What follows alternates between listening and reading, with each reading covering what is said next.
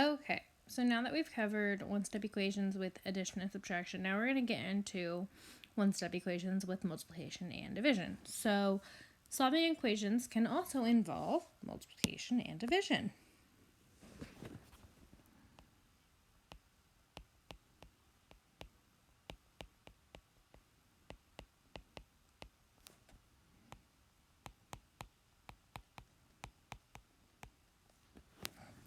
But the same rules apply to multiplication and division as they did with addition and subtraction. So again, we're going to look with some algebraic tiles. So we have our big tall one represents our variable, so x.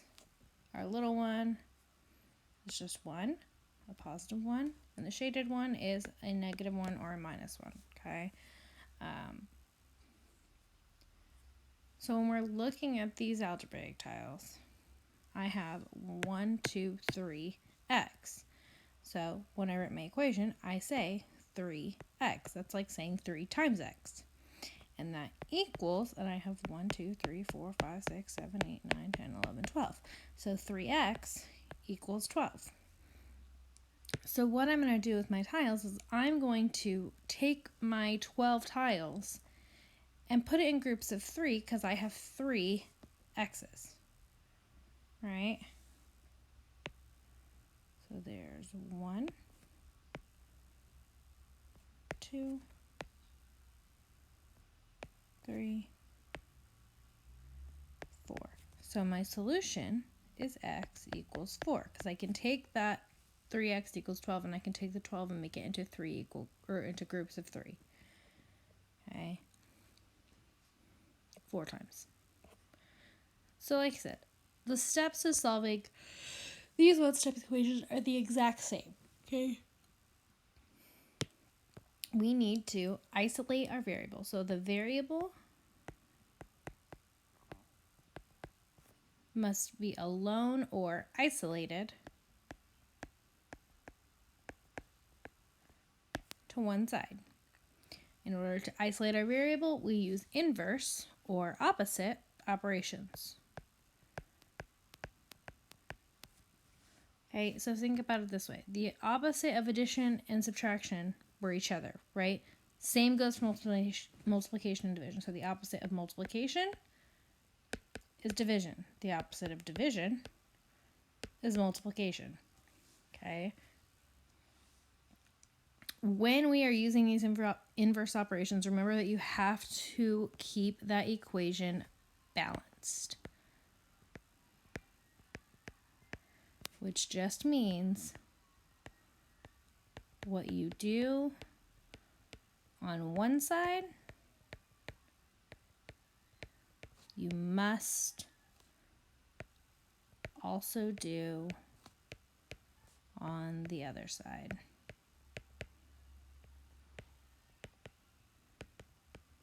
Okay?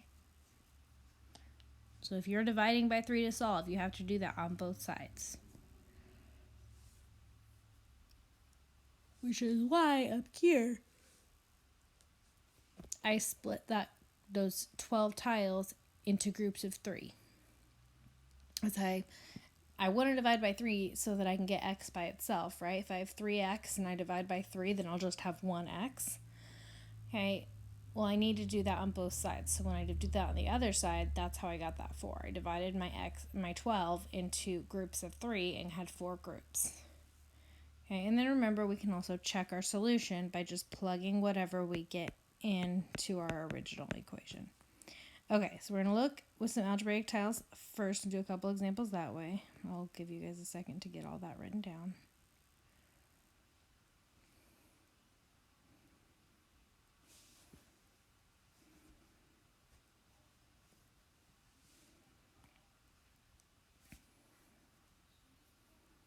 Okay, so when we look at these algebraic tiles, here I have 1, 2.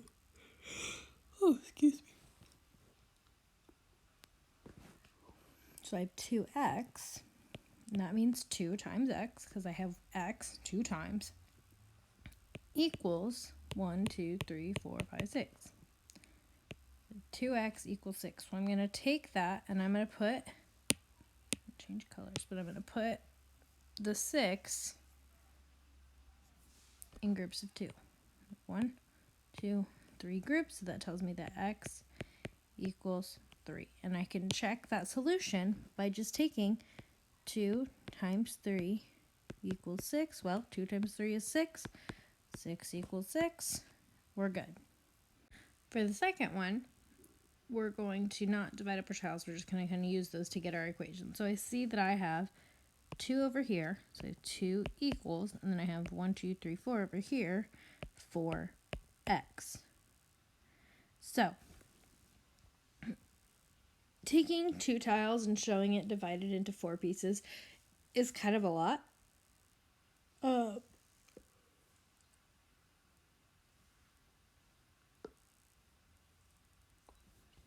So we're going to look at it just as 4x, and we divide by 4 on each side. Now I divide because 4x means 4 times x. When you have that number right next to the variable, remember that that means multiplication. Make a note of that.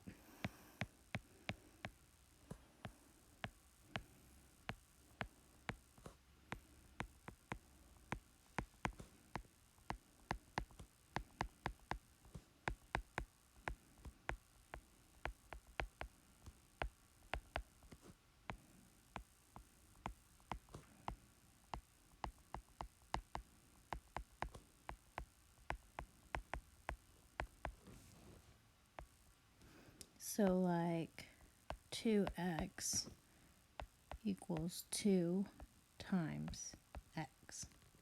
Okay, so here we have 2 equals 4 times x. So opposite or inverse of multiplication is division, so I divide by 4 on both sides. Okay, that cancels out these two. 4 divided by 4 is 1, right? 1x is just x. So that cancels out the 4. 2 divided by 4 is 1/2. So we would say that x equals 1/2. And I can plug that in and check. 2 equals 4 times 1/2. Okay, well, 2 equals 4 times 1/2 is 2, so 2 equals 2. That works. Okay, we use that inverse operation.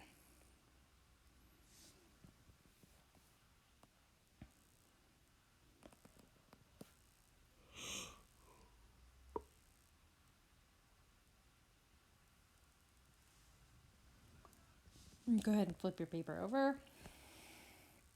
We are going to skip all this business.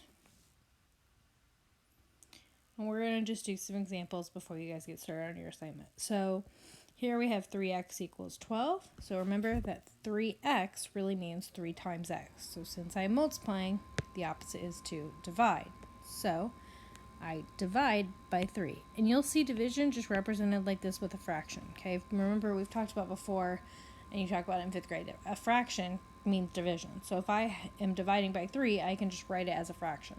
And remember what I do on one side, I have to do on the other. So I'm going to do 3x divided by 3, where the 3's cancel out, and 12 divided by 3. So that tells me that x equals 4, because 12 divided by 3 is 4. Okay, I can do that math in my head, and that's totally fine if you do that math in your head. I kind of hope you do. But I do need to make sure you show this step, the division, the inverse operation. Okay, and then I'll check my equation by doing 3 times 4 equals 12. Well, 3 times 4 is 12. 12 equals 12. Good. So again, when you use that fraction bar, it means division. So when you see a fraction bar, don't be like, oh my god, I don't know what this means. It's a fraction. I'm scared. Okay, it still just means division. So this, instead of having x times something, we're dividing x by something. We are dividing x by 2. So this reads x divided by 2 equals 28. Okay, inverse operations, opposite of multiplication is division, which means the opposite of division is multiplication. So since I am dividing x by 2, to solve for x, to isolate that variable, I need to multiply by 2. And I can show that just by putting 2 in parentheses next to it. And I do that again on both sides because I have to balance my equation. These cancel each other out. And the reason they cancel each other out, if I did 2 over 1 times x over 2. Okay, this would be 2x over 2, and 2 divided by 2 is 1. So they cancel out just the same way they would before, okay? So I do, those two cancel out. Now I'm going to do 28 times 2. So x equals 56. Okay, and you can do that in your head. You can do that to the side, or if you need to, you can use a calculator. That's totally fine. Okay, the skill here is not to be able to do mental math or be able to show me the multiplication. It's that I know you can solve the equation using those inverse operations. So actual multiplication, division, whatever, you can use the calculator. That's totally fine. Okay, but you still need to make sure you are showing this step. And why that? All I mean when I say showing the step is this part. Okay, that is fine for showing your work on these. I know most of it is stuff you can do in your head, and I'm fine with that. I just want to know that you know how you're solving the equation. Okay, do a couple more before I let you guys get to work on your assignment. 8x equals 4, so that is 8 times x equals 4. So opposite multiplication is division. Divide by 8 on both sides. Cancel out. X equals 4 over 8, right? But we know with fractions we always simplify. So really x equals 1/2. Okay. I check that. 8 times 1/2 equals 4. Well, 8 over 2 equals 4. Well, so 4 equals 4. That works. Okay. Skip that one. Go to this one. 12 equals x divided by 4.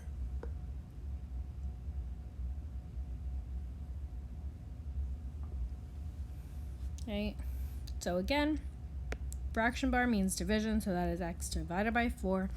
Opposite of division is multiplication, so I multiply by 4 on both sides. That tells me that x equals 48. Those cancel each other out, and 12 times 4 is 48. Let's double check. 12 equals 48 divided by 4. 12 equals, well, 48 divided by 4 is 12, so we're good. Okay. All right, you can do the rest of these examples on your own, or you can just jump right into your assignment. Feel free to email me if you have any questions. I can't promise I'll email back right away, but I will do my best to get back to you in a timely manner. And make sure you show your work. Again, that is just showing whatever step you use to solve that equation. It's just one step. That's why they're called one-step equations. And make sure you submit your answers in Elastic, as well as upload a picture of your work onto Google Classroom. And I will see y'all tomorrow.